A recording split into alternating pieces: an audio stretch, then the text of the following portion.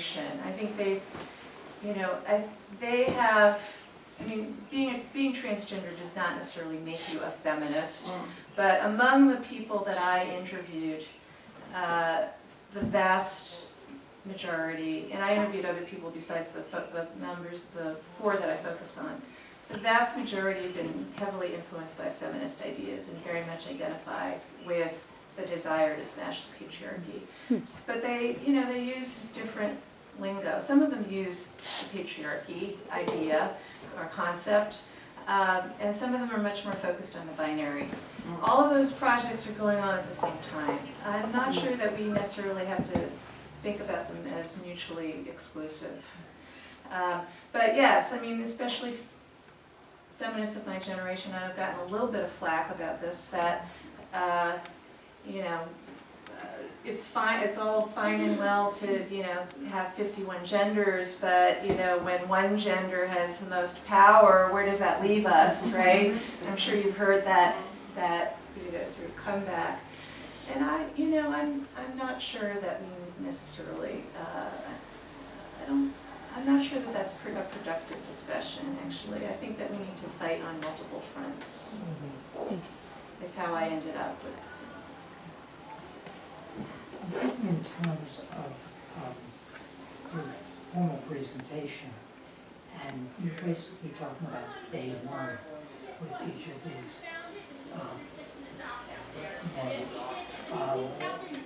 and one woman,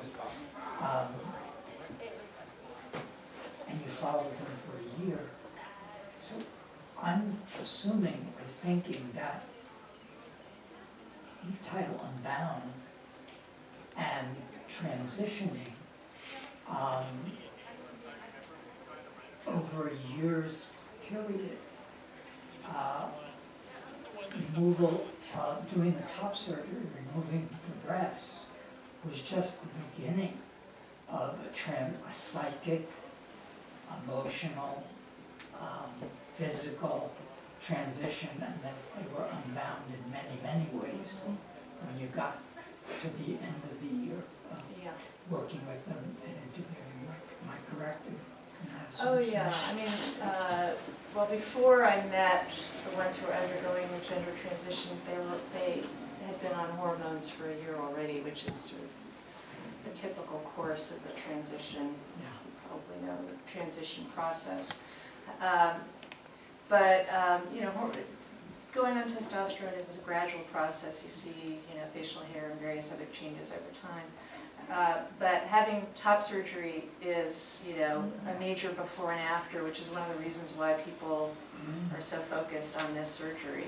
It's sort of like this, it's this momentous kind of ritual that they go through. But I guess when you quoted what each of them had to say, I was just wondering how much more expansive their interior thinking was as the months went on. Yes.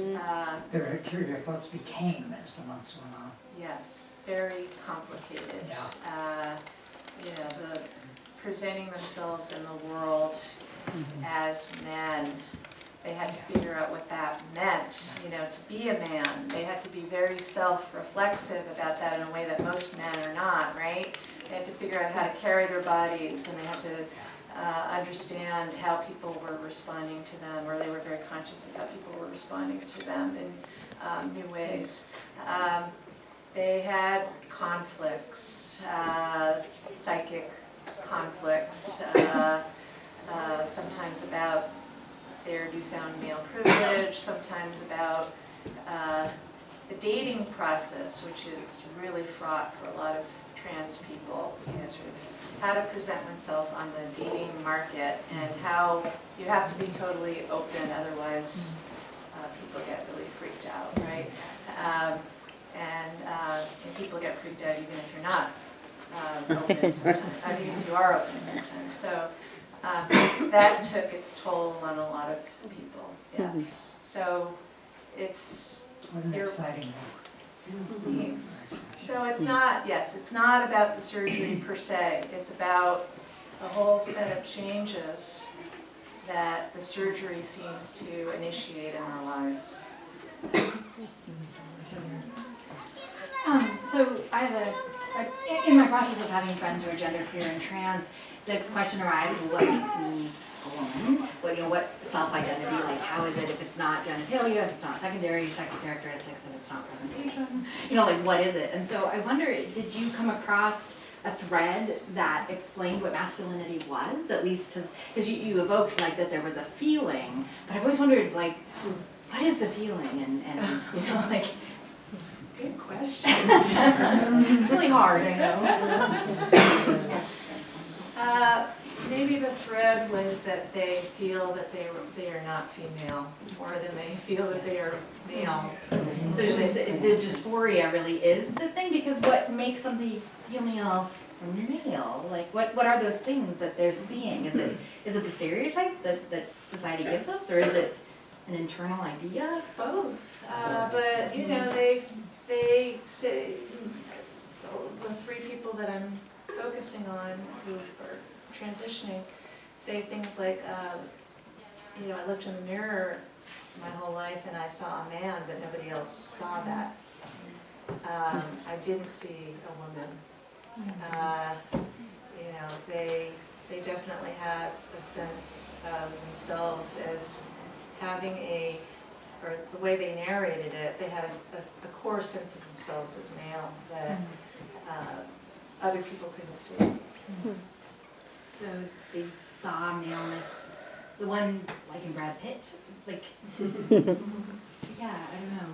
Anyway. Sorry, what was? Oh, it makes me wonder what it is that makes them feel not female. Like, is it the physicality or is it the stereotypes that society gives us of what it is to be a man? I don't know if you can disentangle the two.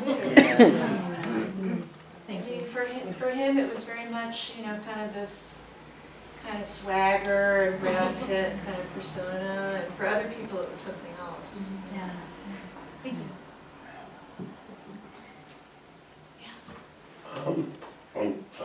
I'm curious about so many things. I'm in my 70s, and I'm totally baffled by young gay men. Are nothing like me at all, in any way. And I'm wondering if the poor people that you spend most of your time with had any relationships with older trans people and their interaction with them, or if you talked to older trans people and found out what they were thinking. Are they as crazed with wonderment about their descendants, so to speak, as I am about mine? Yes. And how very reassuring. I spoke to some, not a lot, but I had like expert informants a few of whom were older trans men who were activists and others. One of whom was a former student of mine. And they're ambivalent. They both feel, really happy that there's an out and proud trans generation that's coming up in the world. But they worry about them being so out and so, sometimes just careless, they think, about how out they are. They could get killed. They've said things like that. They also think that some of what this newer generation is doing is kind of reinventing the wheel. That they've already done, kind of gender nonconformity and gender queer. They just didn't call it that. And this generation is much more, sort of explicit about the words and the names and than theirs was, but they're doing a lot of the same things. So, does that answer your question? Yeah. I'm a parent of a transgender male and was at surgery. And I'm curious, can you talk, and I'm reading the book, can you talk a little bit more about the families and the relationship with their families and how that impacted their transition? again, it's a small sample, so I can't generalize really, but among the people that I interview, the only person whose family was totally a part of his transition was Ben, who was the first person that I spoke about, whose parents were at the surgery. And this family was closer than any family I've ever seen in my life. They do everything together. They're never apart. And Ben went back home. He was living on his own. He went back home to live in his parents' house during the transition period, in part because he needed to save money, but also because he wanted his parents to be part of his transition. So, which isn't to say that it was easy for them. It wasn't.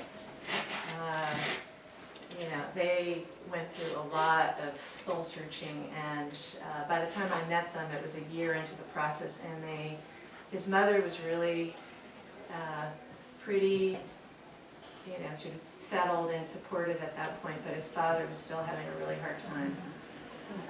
But over time, it's gotten easier and better. But the others that I interviewed, parents had nothing to do with and did not want any part of their transition, which is probably more typical. So to go back to this whole conversation about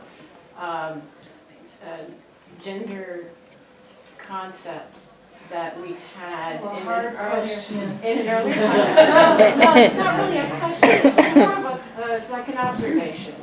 So I had a recent opportunity to hear a young gender fluid, non-binary person speak up in a room full of my college cohort and say, look, we feel like you've left us this big mess, and we as these gender fluid, etc. people, it's like you're putting it all on us that we have to go out and do all this fight. This goes back to the whole patriarchy discussion too.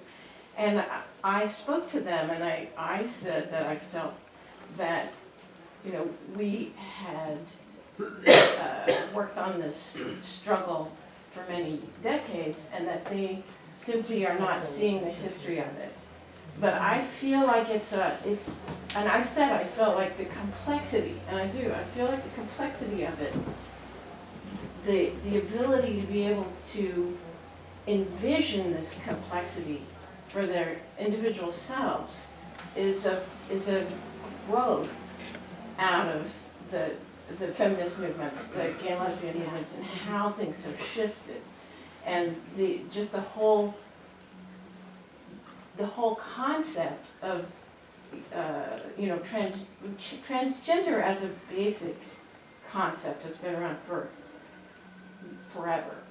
Transsexual, transsexual, but all of these gender layers, different gender layers, but it's been fractured into so many pieces, and I feel like that it's not really a breaking apart.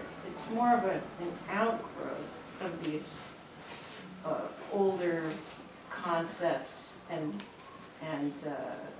self-perceptions. It's like that it's really that's what it's like we've set them up to be able to do this. And also the idea of being older and worrying.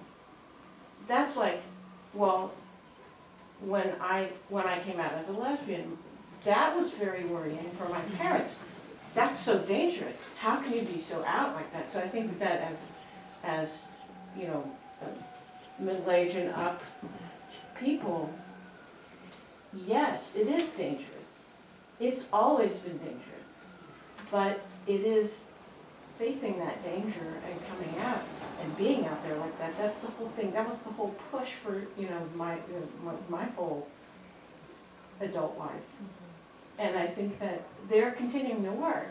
And I do think it's difficult for them to realize that it's not new. It is an outgrowth, and that it's a continuation.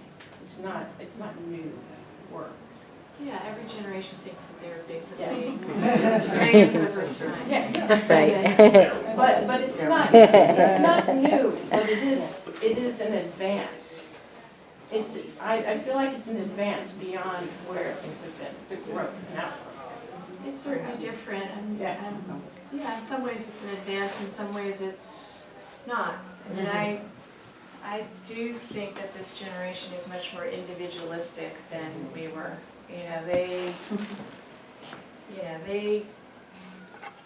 They want to change the world by having surgery, by, sort of blogging, and they're not as adept at creating organizations and movements as we were.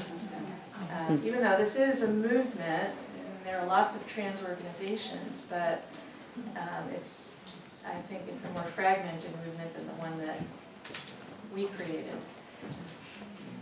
But part of what the push of our movement was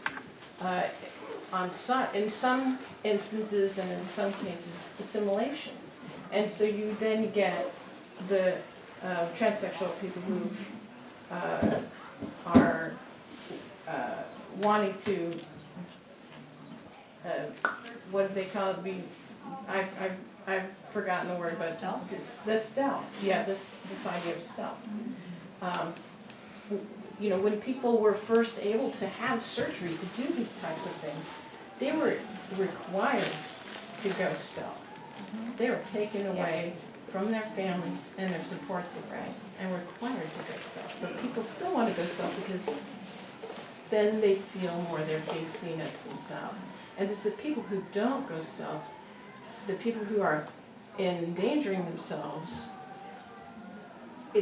they're also trying to break down the system so that they assimilate in a different way, so that they don't need to have a community in the same way that they're part of the larger community. And I think that fragmenting is on purpose. Yeah, and a lot of them want to stay in the communities they grew up in. It's, our generation, said, okay, get thee to a city, move to a city where you can be who you are, who yourself. This, a lot of these folks, they really would like to stay where, the small towns and rural areas and other places where they grew up. And, it's hard to do that. So, What about thinking of it in terms of some kind of evolution? Like, sometimes I just think that's kind of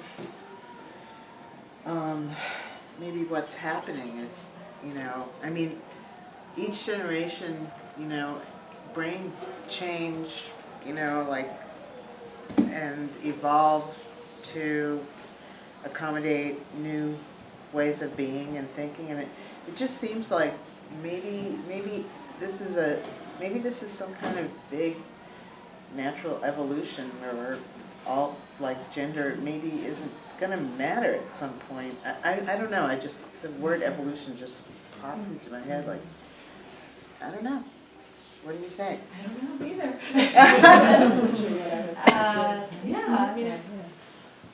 It's a social evolution, definitely. And a medical evolution. Yeah. It's being helped by the medical community, sure. Yes.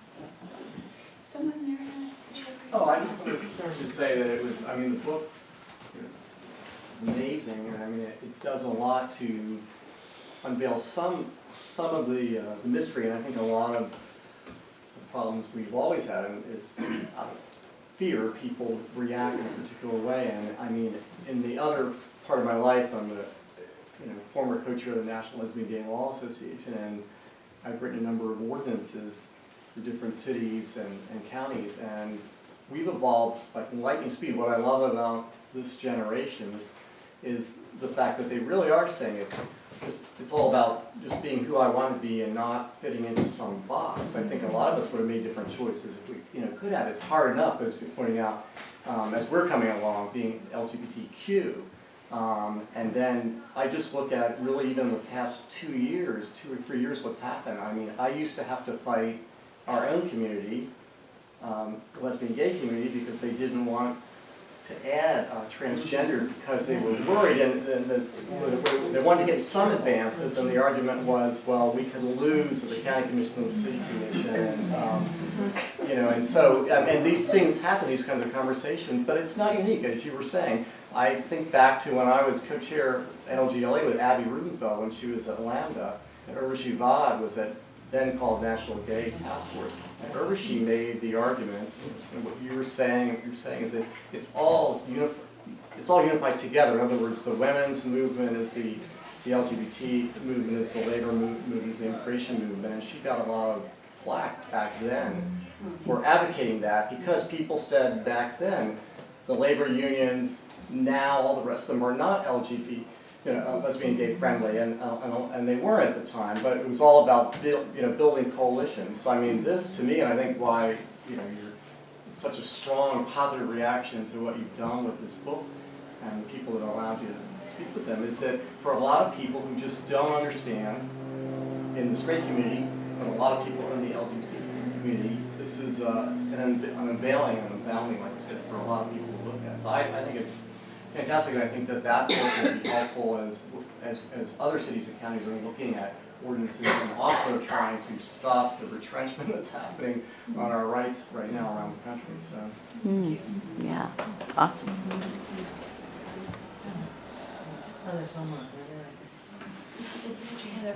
Yeah, I'm just gonna say, from my own experiences. Oh, sorry. Sorry, Can behind I, you. do you mind if I Not at call all. on somebody else since you spoke? Nope. Someone else? Yeah. So, thank you for this. I haven't read the book yet, but I'm so looking forward to it. But I was really curious about your mentioning at the end about the body modifier, and the woman who's the fourth character.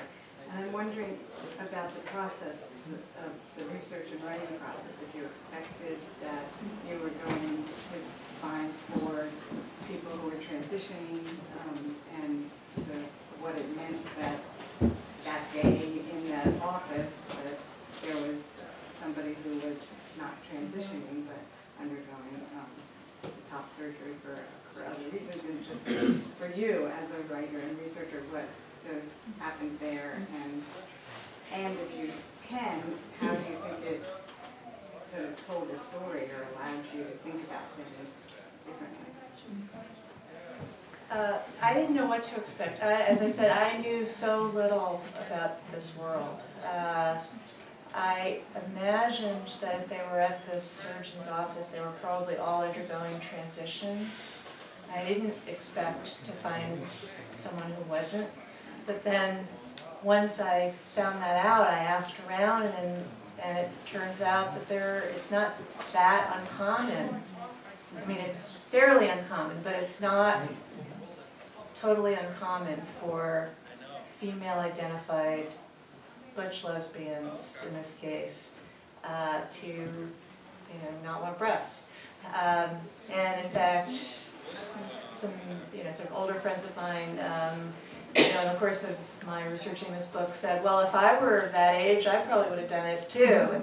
So that wasn't really part of my worldview. I didn't know that people. I knew that not having large breasts was a problem for a lot of people. I didn't know that having breasts at all was problematic for larger breasts for so many people, and it is.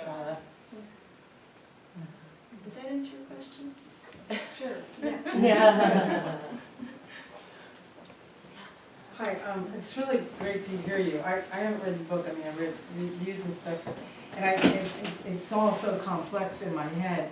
So I'm going to see if I can get out a straight question. But as a sociologist, I just wondered, like, when you interviewed the people, did you go far back into their history, like how they were in elementary school, or how they were with their parents, and was there a common denominator as far as, like, if they had trouble just basically socially, or if they were bullied, or I don't even know if the word ego comes into it, because what I'm hearing from the transition of it is that something that's really important to these people is how they are seen. And so, to me, it takes away from, how we were raised, to be strong individuals and your personality and to go for what you really want to do. And so it almost makes me feel like it's such an outward kind of activity that these people are doing, and that, when you get there, you come into the world alone, you die alone, like, you're not gonna get a lot of support, like, in general. And it is about yourself and also forming community to get support, but it just sounds, when you speak, it sounds like these people really care about how they're gonna be seen, like like the guy wants to be a corporate man, or that sort of thing. And so it's such a hodgepodge, a mishmash of so many things that happen sociologically. And so I just wondered how I don't know if I even made sense, but how that's how I see it. Because I've only known male to female, really early on, and for different reasons, and that was a whole different transition. So anyway. The central theme is really the desire to be seen for who they believe the person they believe they are. So that notion of recognition by others is absolutely central. Although, they have different understandings of how they want to be recognized, but they want to be recognized as male by the world. And in fact, that's not a new insight. There's a kind of a classic book by a trans man called Becoming a Visible Man, by Jameson Green. And it's all about transitioning as the act of making one's exterior affirm one's interior sense of self. Yeah. Okay, thank you.